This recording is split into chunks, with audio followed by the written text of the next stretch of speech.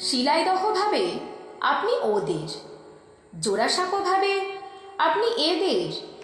বিশ্বভারতী ভেবেছিল জর্জ বিশ্বাসের নন, আপনি তাদের। রবীন্দ্রনাথ, আপনি আসলে কার?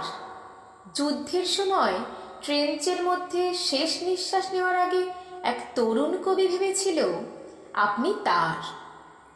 বক্তৃতার মাঝে আপনি যখন হঠাৎ মাথা উঁচু করে দাঁড়ান, তখন এক মুহূর্তের জন্য হলেও মন্ত্রী ভাবেন আপনি তার।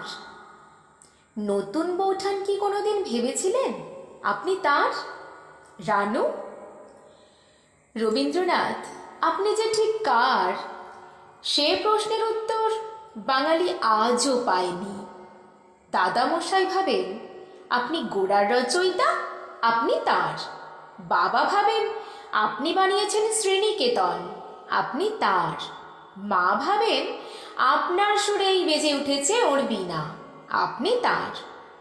ভীরু কিশোরী যে মুখ ফুটে বলতে পারেনি, শুধু চিরকুটে লিখে দিয়েছে, হাতখানি ওই বাড়িয়ে আনো, দাও গো আমার হাতে, ধরবো তারে, ভরবো তারে, রাখবো তারে সাথে।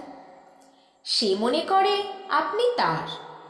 আর কফি হাউসের টেবিল চাপড়ে রাগী তরুণ ঘোষণা করে আপনি আসলে মাত্রাবৃত্তের। যতজন বাঙালি ততজন রবীন্দ্রনাথ।